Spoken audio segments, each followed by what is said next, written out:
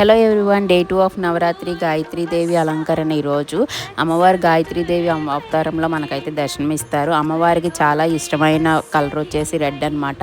హిందూ పురాణాల ప్రకారం గాయత్రీదేవి మంత్రం అందరికీ తెలిసిందే. ఆ మంత్రం ఏదైతే ఉందో రోజు 108 టైమ్స్ చదువుకుంటే మన చుట్టూ ఉన్న నెగిటివ్ ఎనర్జీ పోయి పాజిటివ్ ఎనర్జీ అనేది ఉంటుందన్నమాట.